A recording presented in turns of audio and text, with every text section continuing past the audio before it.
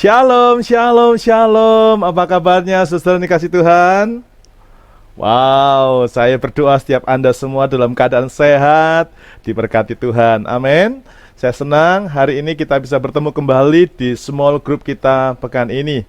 Mari, sebelum kita akan memulai small group kita akan bersatu hati dan kita akan berdoa. Tuhan Yesus, terima kasih buat anugerah yang luar biasa yang Kau berikan buat kami, sehingga hari ini kami boleh berkumpul bersama-sama di small group ini. Mari Tuhan, kiranya Kau mengurapi semua kami, sehingga ketika kami akan masuk dalam materi small group ini, kami sungguh memiliki hati yang sudah terbuka. Hati kami menjadi lembut, kami siap untuk diajar dengan kebenaran firman-Mu. Berbicaralah kepada setiap kami, sehingga ketika firman-Mu dibagikan, kami siap untuk melakukan firman itu dalam kehidupan kami, dan kami berpraktekkan, kami dibawa hidup kami untuk kemuliaan nama Tuhan. Terima kasih Tuhan, kami siap memulai small group kami dalam nama Tuhan Yesus Kristus. Haleluya, amin. Puji nama Tuhan. Saudara, hari ini small group kita akan mengambil sebuah tema, yaitu tujuan rohani. Mari ucapkan bersama-sama 2, 3, tujuan rohani. Ya, saudara yang dikasih Tuhan, sepanjang kehidupan ini ada 2 kehendak yang bisa dilakukan oleh manusia. Ya, jadi manusia ini bisa melakukan 2 kehendak ini. Yang pertama yaitu kehendak daripada roh, dan yang kedua kehendak daripada daging. Ya, nah, 2 kehendak ini juga berbicara tentang 2 pemerintahan yang menguasai hidup seseorang. Artinya begini, ketika saudara melakukan kehendak daripada roh, itu berarti saudara dan saya sedang mentaati atau sedang melakukan kehendak dari kerajaan sorga atau kerajaan Allah. Tetapi sebaliknya, ketika saudara memutuskan untuk mengikuti kehendak daripada daging, kehendak hawa nafsu, itu berarti Anda sedang mengikuti, sedang mentaati kehendak daripada dunia atau kehendak daripada bumi. Nah, kehendak roh dan kehendak daging, ini kedua-duanya adalah kehendak yang berusaha untuk membuat Anda itu ikut dengan alurnya. Karena kita mesti garis bawahi bersama-sama, kehendak roh dan kehendak daging ini berbicara tentang siapa yang sedang menguasai hidup Anda. Kalau Anda melakukan kehendak daripada roh, berarti Anda sedang dipimpin, Anda sedang dikuasai oleh kerajaan Allah. Tapi kalau Anda menuruti kehendak daging, berarti yang menguasai hidup saudara itu adalah kerajaan dunia atau kerajaan yang ada di bumi ini. Yohanes pasal yang ketiga ayat yang ke-6 berkata, apa yang dilahirkan dari daging adalah daging, dan apa yang dilahirkan dari roh itu adalah roh. Jadi kalau Anda digerakkan oleh daging, berarti itu berasal daripada daging. Tapi kalau Anda digerakkan oleh wadah roh, maka Anda sedang dipimpin dan dikuasai oleh roh. Yohanes 3 ayat 31, firman Tuhan menegaskan buat kita, siapa yang datang dari atas adalah di atas semuanya. Siapa yang berasal dari bumi, termasuk pada bumi, dan berkata-kata dalam bahasa bumi. Siapa yang datang dari sorga adalah di atas semuanya. Saudara, ayat ini cukup untuk memberikan sebuah pemahaman yang begitu dalam, bahwa ketika seseorang itu mengikuti kehendak roh, kehendak sorga, maka Alkitab berkata di atas segala-galanya. Tetapi kita juga bisa sadari, orang-orang yang dikuasai oleh dunia adalah orang-orang yang berkata-kata dalam bahasa dunia, bahasa bumi. Ini yang sering kali terucap, misalnya, mana mungkin, saya ini susah, saya ini miskin, saya ini lemah, saya tidak mungkin bisa seperti itu. Itu bahasa-bahasa dunia. Ya, orang-orang yang hidup menuruti kehendak dunia, kehendak daging, dia selalu menggunakan bahasa-bahasa dunia. Dan selanjutnya yang kita perlu ketahui dari kedua kehendak ini, kehendak daging dan kehendak roh, adalah bahwa kedua kehendak ini saling bertentangan satu dengan yang lain. Kehendak roh berlawanan dengan kehendak daging. Daging juga berlawanan dengan kehendak roh. Mari kita lihat Galatia 5 ayat 17. Firman Tuhan berkata, sebab keinginan daging berlawanan dengan keinginan roh, dan keinginan roh berlawanan dengan keinginan daging. Karena keduanya bertentangan, sehingga kamu setiap kali tidak melakukan apa yang kamu kehendaki. Nah, saudara dikasih Tuhan, lihatlah ini. Dari firman Tuhan ini kita bisa tahu bagaimana kehendak roh dengan kehendak daging itu saling bertentangan di dalam diri kita. Sehingga seringkali kita ini melakukan apa yang tidak kita kehendaki. Ya, selanjutnya, kehendak daripada dua kehendak ini, kehendak daging dan kehendak roh, itu keduanya juga memiliki kenikmatan yang berbeda. Bilang sama-sama. Kehendak daging dan kehendak roh memiliki kenikmatan yang berbeda. 2, 3. Kehendak daging dan kehendak roh memiliki kenikmatan yang berbeda. Amin. Kenapa saya katakan demikian? Coba Anda perhatikan. Kalau Anda menuruti kehendak daging dan kehendak roh, misalnya, ya, Anda kepingin baca Alkitab. Ya, dengan di sisi lain kehendak daging, pengennya Anda buka sosmed, ya, Anda update status, ya, di sosial media. Kalau boleh saya tanya kepada saudara, menurut dagingmu enak yang mana? Enak baca Alkitab atau enak saudara buka online shop, lihat-lihat, padahal nggak beli, cuma lihat, scroll sana, scroll sini, lihat Facebook, lihat fotonya orang, klik, ya, tombol jempol, oke, dan lain sebagainya. Saya mau tanya, enak mana menurut daging? Daging pasti akan berkata, wah, enak buka Facebook, enak buka IG, enak buka online shop, dan lain sebagainya. Di situ kita bisa tahu bahwa kenikmatan menuruti kehendak daging dan menuruti kehendak roh ini berbeda. Menurut daging enak, ya, tidak menuruti kehendak roh. Menurut daging enak rasanya, wah, habis waktu hanya untuk scroll-scroll, lihat-lihat marketplace dan lain sebagainya. Enak untuk shopping, apalagi di rekening ada banyak uang, ya, apalagi di rumah mungkin Anda punya uang receh yang begitu banyak, Anda bisa online sana, online sini. Enak bagi daging, tapi bagi roh itu tidak enak. Ya. Namun sebelum kita bicara lebih banyak, saya ingin ajak kembali untuk melihat berikutnya yang harus Anda ketahui. Kehendak daging itu sifatnya sementara. Anda bisa nikmat selama Anda di muka bumi ini. Anda bisa nikmat selama Anda masih muda. Ya, contoh misalnya, wah, anak-anak zaman sekarang, ya, mulai hobi skincarean, mulai hobi bikin wajah ini glowing. Tapi itu di masa-masa tertentu saja. Suatu saat ketika usia Anda sudah mulai mencapai 50, 60 tahun, Anda sudah nggak akan tertarik lagi dengan hal-hal seperti itu. Itu salah satu bukti sementara.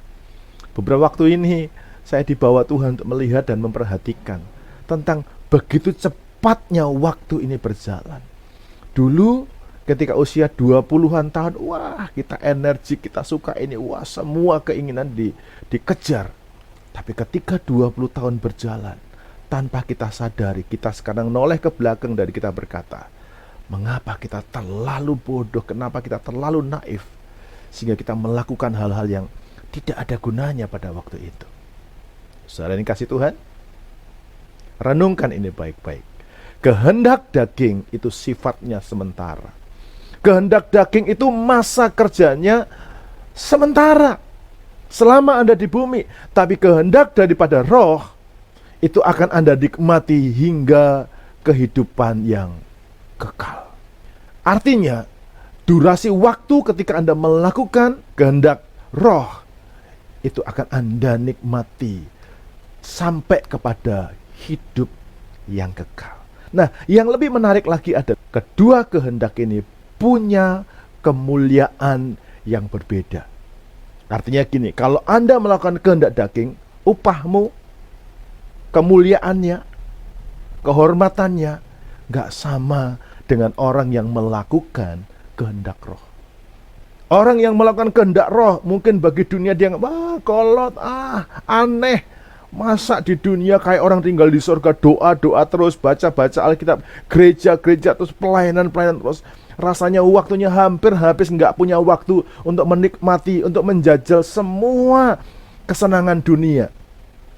Tapi nanti, Bapak Ibu Saudara yang dikasih Tuhan, engkau akan tahu kemuliaannya, kehormatan yang akan Anda terima di dalam kekekalan maupun di atas muka bumi ini berbeda. 1 Korintus 15 ayat yang ke-40.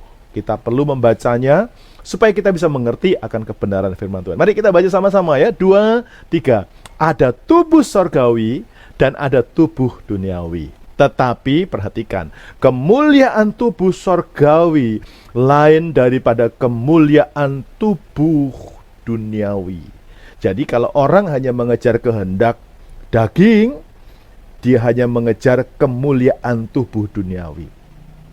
Tapi kalau Anda mengejar kehendak roh, Anda berarti sedang mengejar kemuliaan tubuh sorgawi. Dan Alkitab berkata, kemuliaan tubuh sorgawi lain daripada kemuliaan tubuh duniawi. Arti daripada ayat ini adalah bahwa ketika seseorang itu memilih untuk mengikuti salah satu dari kehendak, yaitu antara kehendak roh dan kehendak daging, maka kita akan menikmati kemuliaan yang berbeda.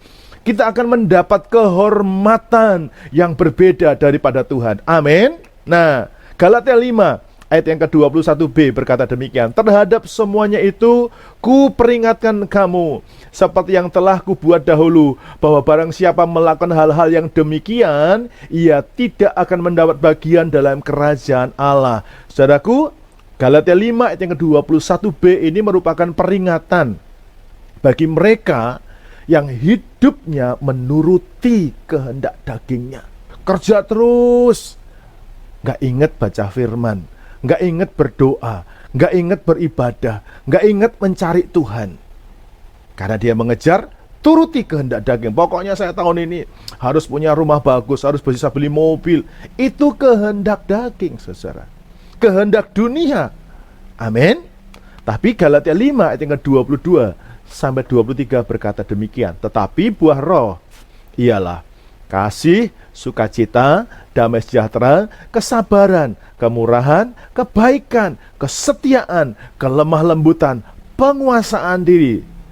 Tidak ada hukum yang menentang hal-hal itu. Nah, kalau yang satu ini adalah kemuliaan, adalah satu kehormatan, satu hasil yang dihasilkan oleh mereka yang menuruti kehendak roh atau kehendak sorga. Anda perhatikan kalimat ini. Tidak ada hukum yang menentang hal-hal itu. Kalau sudah melakukan kehendak roh, tidak ada orang yang bisa nentang saudara. Karena Anda benar. Tidak ada orang yang menghambat saudara. Tidak ada yang tahan saudara karena Anda salah. Ya, saya diizinkan saudara. Saya mengalami sesuatu. Sebenarnya ini video saya buat, sebelumnya saya sudah buat video. Tapi ketika saya akan edit pagi ini, tiba-tiba ada yang miss dengan video saya.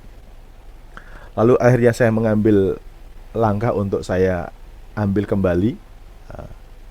Dan ketika saya ambil ini, saya punya pengalaman tadi sore atau kemarin sore tepatnya. Saya diminta oleh salah satu teman saya untuk saya lihat sebuah ruko karena harus periksa volumenya untuk dipakai.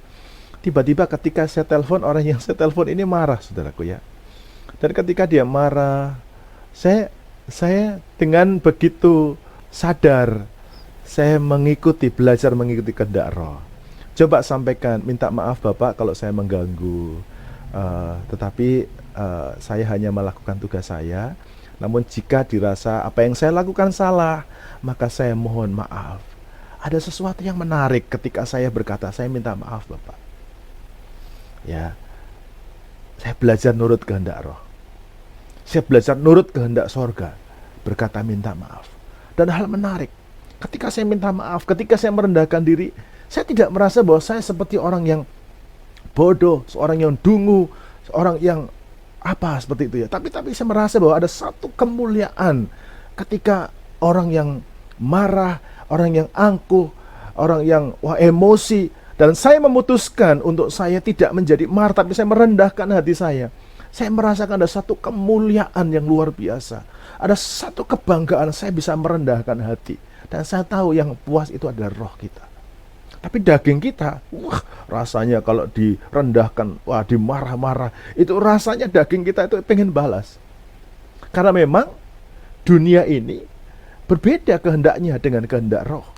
Ya, itulah sebabnya setelah mengerti tentang dua kehendak tadi, baik itu kehendak daging, kehendak roh, berikut dengan kemuliaannya, berikut dengan masa kerjanya selama di bumi, pertanyaan saya gini, mana yang akan menjadi tujuan hidup Anda?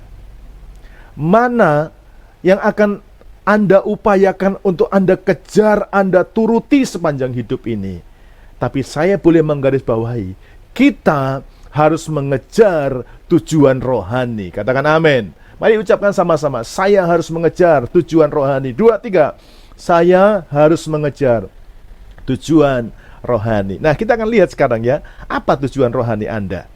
Ya, apa tujuan rohani itu? Kitab Daniel, saudaraku, adalah sebuah kitab yang menjadi panduan bagi kehidupan kita. Bagaimana caranya menuju hidup yang punya tujuan?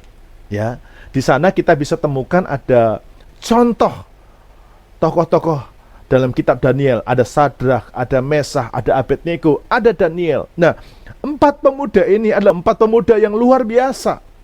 Mereka menjadi luar biasa karena punya tujuan hidup. Mereka mengejar tujuan rohaninya. Sadrak, Mesah, dan Abednego, mereka ini adalah pemuda yang rela dimasukkan ke dalam dapur api gara-gara tujuan rohaninya.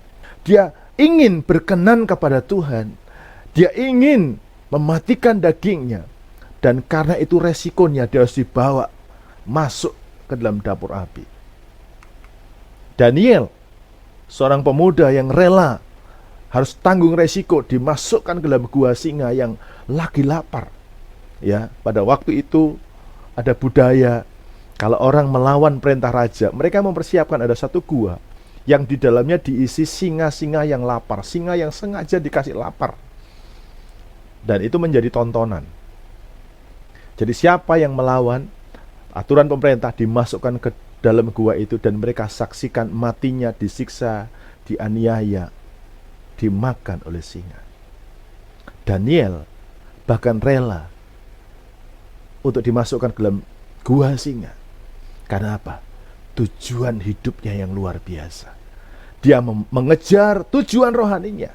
Nah, kisah-kisah ini akan sangat menginspirasi dan memotivasi kita untuk kita tahu apa sebenarnya tujuan rohani Anda. Sekarang mari kita lihat sama-sama apa sesungguhnya tujuan rohani kita. Mari kita akan buka sama-sama di dalam Daniel pasal yang kelima ayat 10 sampai 13a. Mari kita akan baca sama-sama dengan suara yang keras. 2, 3. Karena perkataan raja dan para pembesarnya itu, masuklah permaisuri ke dalam ruang perjamuan. Berkatalah ia, ya raja, kekallah hidup tuanku. Janganlah pikiran-pikiran tuanku menggelisahkan tuanku, dan janganlah menjadi pucat. Sebab dalam kerajaan tuanku ada seorang yang penuh dengan roh para dewa yang kudus. Dalam zaman ayah tuanku ada terdapat pada orang itu kecerahan, akal budi, dan hikmat yang seperti hikmat para dewa. Ia telah diangkat oleh Raja Nebukadnezar, ayah tuanku, menjadi kepala orang-orang berilmu, para ahli jampi, para kasdim, dan para ahli nujum. Karena pada orang itu terdapat roh yang luar biasa, dan pengetahuan dan akal budi, sehingga dapat menerangkan mimpi, menyingkapkan hal-hal yang tersembunyi, dan menguraikan kekusutan, yakni pada Daniel yang dinamai Beltsasar oleh raja. Baiklah, sekarang Daniel dipanggil dan ia akan memberitahukan maknanya. Lalu dibawalah Daniel menghadap raja. Haleluya. Yang pertama, saudaraku, apa sesungguhnya tujuan rohani kita? Yang pertama, tujuan rohani kita adalah memiliki roh yang luar biasa. Amin. Mari katakan dengan iman, saya harus memiliki roh yang luar biasa. 2, 3, saya harus memiliki roh yang luar biasa. Amin. Ini adalah tujuan utama kita. Kita hidup di dunia benar, tapi tujuan kita bukan untuk melakukan dan menuruti kehendak dunia dan daging, tapi tujuan kita adalah punya roh yang luar biasa. Terjemahan lain dari kata roh yang luar biasa itu adalah excellent spirit. We have the excellent spirit. Dari kata Aram yaitu kata yatir, yang artinya adalah unggul.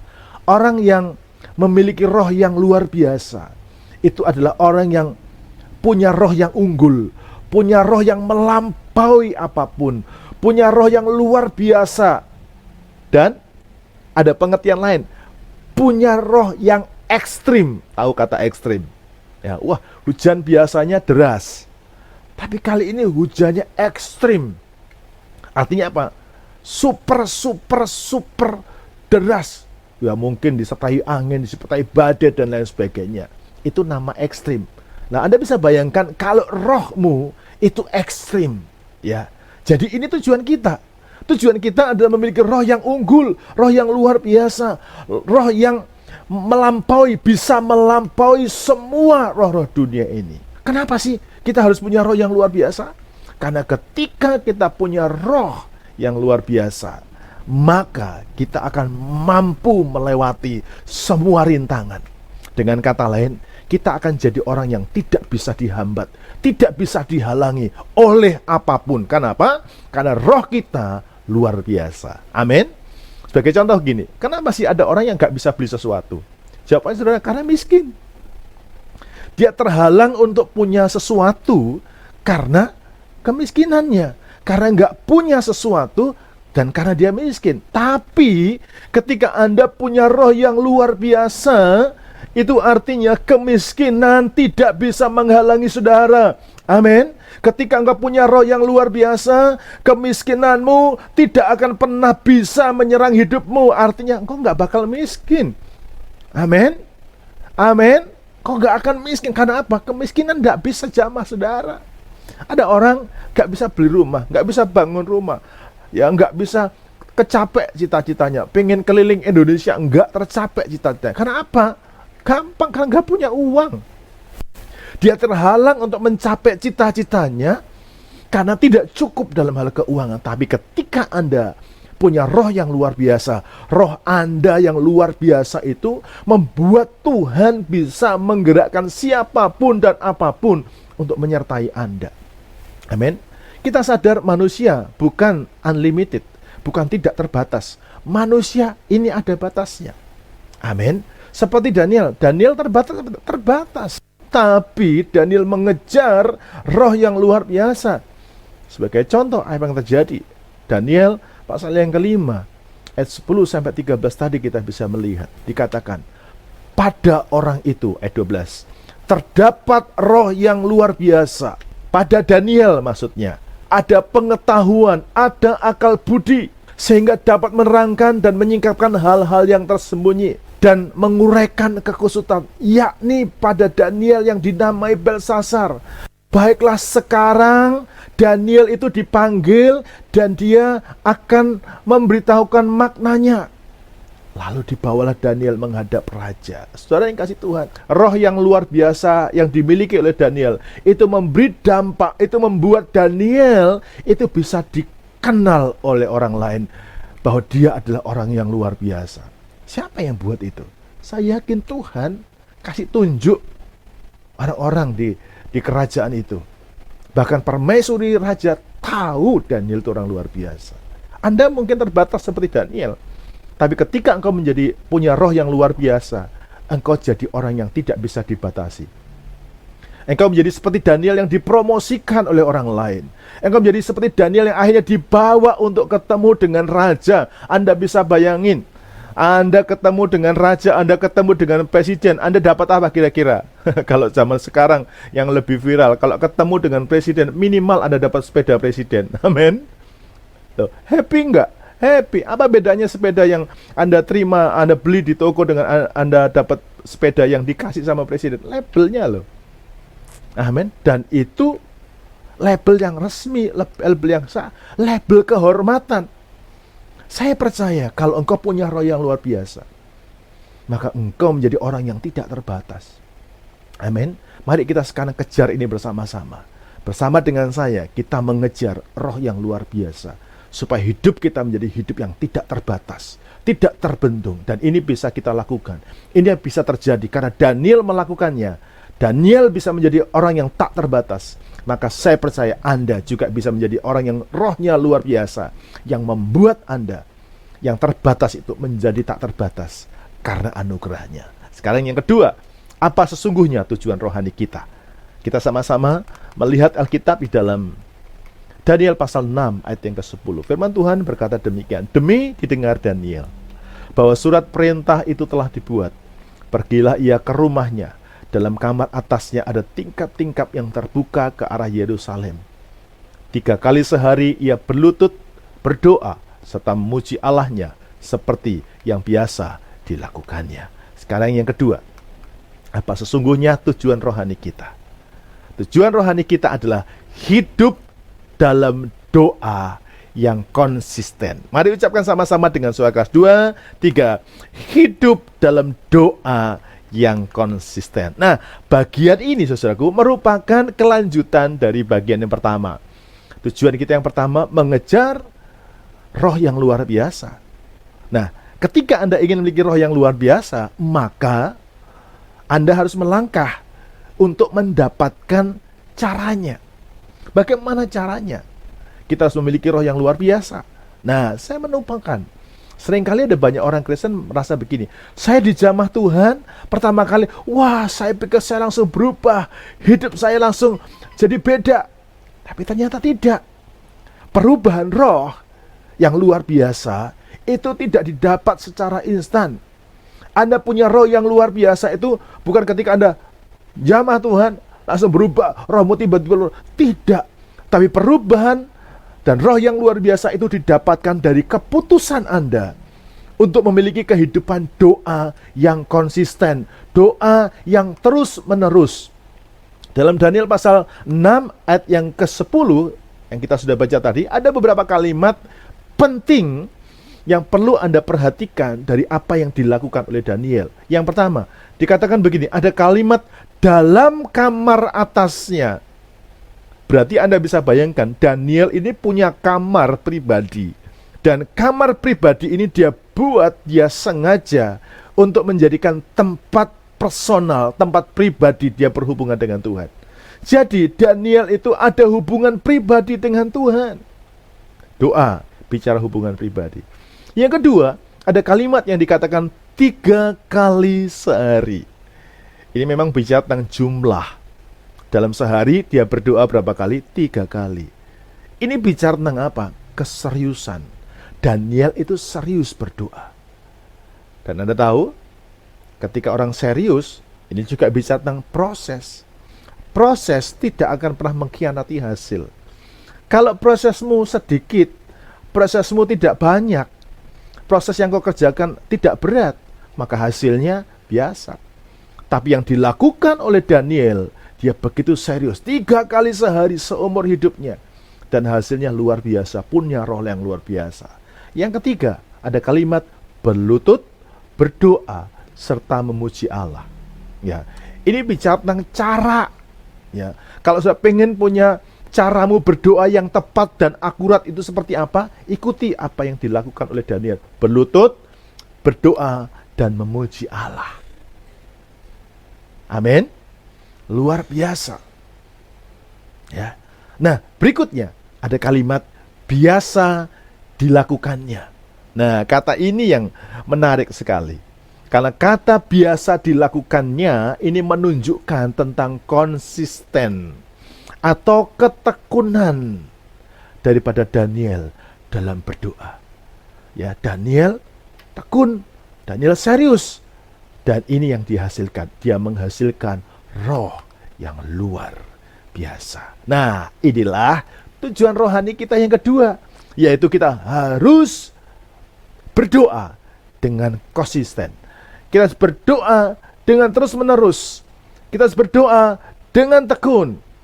Dan saya yakin kalau Daniel bisa melakukannya, maka saya yakin hal ini juga bisa Anda lakukan, saya lakukan. Dan ketika kita punya konsistensi dalam berdoa, maka kita akan punya roh yang luar biasa. Sekarang yang ketiga, apa sesungguhnya yang menjadi tujuan rohani kita? Saudara dikasih Tuhan, yang ketiga, tujuan rohani kita yang ketiga adalah menjadi saksi perbuatan Tuhan yang besar. Ucapkan sama-sama, saya harus menjadi saksi perbuatan Tuhan yang besar. 2, 3, saya harus menjadi saksi perbuatan Tuhan yang besar. Amin. Nah, sekarang bagian yang ketiga ini merupakan dampak, hasil dari orang yang rohnya luar biasa, hasil dari orang yang suka berdoa dengan konsisten, maka kehidupannya akan jadi berkat. Amin.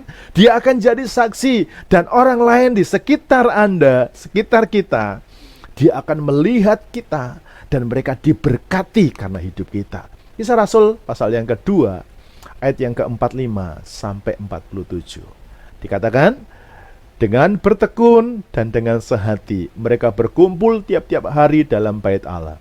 Mereka memecahkan roti di rumah masing-masing secara bergilir dan makan bersama-sama dengan gembira dan dengan tulus hati, sambil memuji Allah, dan mereka disukai semua orang. Dan tiap-tiap hari Tuhan menambah jumlah mereka dengan orang yang diselamatkan. Anda perhatikan kata kunci yang ada pada Kisah Rasul pasal 2 ayat 45 sampai 7. Ada 3 kalimat kunci. Yang pertama, dengan bertekun. Yang kedua, mereka disukai semua orang. Yang ketiga, tiap-tiap hari Tuhan menambah jumlah mereka dengan orang yang diselamatkan. Ini merupakan rangkaian dari tujuan rohani yang harus kita jalani sepanjang hidup ini. Kalau engkau mengejar tujuan rohani, yang pertama tadi, memiliki roh yang luar biasa. Yang kedua, berdoa dengan konsisten. Dan yang ketiga, kita menjadi berkat. Maka saya meyakini, ketika seseorang punya roh yang seperti ini, maka hasilnya mereka akan disukai banyak orang. Rohmu luar biasa, suka berdoa, orang bukan menjauh tapi orang makin suka dengan saudara. Katakan amin. Amin. Dan Tuhan menambahkan dengan jumlah orang-orang. Saya yakin small group saudara, small group kita akan bertambah ketika engkau punya roh yang luar biasa. Amin. Ketika engkau suka berdoa. Nah, kenapa small group kita belum bertambah? Mari renungkan ini. Anda belum punya roh yang luar biasa. Kita nggak perlu gengsi bilang. Amin. Kenapa orang nggak mau datang ke small kita? Karena roh kita belum luar biasa. Kalau rohmu luar biasa, orang akan datang. Yang kedua, apa yang membuat small group kita belum bertambah? Karena doamu belum konsisten. Kadang doa, kadang enggak. Kadang baca Alkitab, kadang bolong-bolong. Halo? Kita bisa bilang, oh saya suka berdoa. Saudara, apa yang kau tabur, apa yang kau lakukan, itu ada hasil. Orang yang suka berdoa, kelihatan hasilnya. Hasilnya apa? Gak usah jauh-jauh, orang akan suka dengan saudara. Orang akan suka datang di small group kita. Ini menjadi pelajaran yang berharga bagi kita semua. Kalau kita ingin small group kita berkembang, ayo belajar. Punya roh yang luar biasa. Berdoa dengan konsisten. Nanti kita akan jadi orang yang disukai banyak orang. Dan Tuhan akan bergerak menambahkan jumlah anggota small group kita. Perubahan dan roh yang luar biasa ini hanya didapatkan ketika saudara dan saya membuat keputusan untuk memiliki kehidupan doa yang terus menerus. Mari kita mengejar tujuan rohani ini. Miliki roh yang luar biasa. Berdoa dengan konsisten dan bersiaplah untuk jadi saksi. Maka kita akan sampai pada tujuan Tuhan mengutus kita di dunia, yaitu supaya kita boleh menjadi saksi, menjadi berkat bagi banyak orang. Dan kelak ketika kita akan dipanggil pulang ke rumah Bapa, tempat tinggal kita sorgawi, Bapa di sorga akan berkata, masuklah hai hambaku yang baik dan setia. Engkau sudah setia dengan perkara kecil, sekarang turutlah dalam kebahagiaan Tuhanmu. Kiranya pelajaran ini akan jadi berkat buat kita semuanya. Mari kita bersatu hati, kita berdoa. Tuhan, terima kasih untuk pelajaran hari ini. Kami sudah dengarkan bersama-sama. Hamba-Mu juga sudah berhenti menyampaikan seluruh rangkaian materi. Sekarang kini waktunya Roh Kudus akan menumbuhkan benih firman. Sebelum kami berbagi dan membagikan seluruh berkat ini, biarlah firman ini terlebih dahulu akan membentuk, memproses kami, sehingga akhirnya kami boleh menjadi pribadi yang mengalami firman ini untuk siap membagikan kepada banyak orang. Kami yakin kalau kami punya tujuan rohani, kami pasti akan disukai banyak orang. Kami akan melihat Tuhan menambahkan jiwa-jiwa. Hidup kami jadi berkat bagi banyak orang. Sertai kami dalam sharing hari ini. Dan segala pujian hormat hanya kami persembahkan bagi nama Tuhan Yesus. Dalam nama Tuhan Yesus Kristus kami berdoa. Haleluya. Amin. Haleluya. Saya percaya materi ini akan mengubahkan kehidupan setiap kita. Sekarang waktunya kita akan sharing. Panduan sharing kita yang pertama adalah, apa berkat yang Anda dapatkan dari pelajaran hari ini? Silahkan Anda bagikan, dan saya tunggu Anda juga membagikan melalui form respons yang dibagikan oleh para host. Kami sangat berharap saudara, karena saya tidak bisa hadir bersama dengan saudara, jadi saya tunggu laporan saudara atau berkat yang saudara sampaikan. Ya. Yang kedua, apa komitmen saudara setelah Anda mendengar pelajaran ini? Silahkan dibagikan. Saya tunggu kesaksian dan komitmen Anda, dan kita akan bertemu kembali minggu depan. Sampai jumpa. Tuhan Yesus berkati. Shalom, shalom, shalom.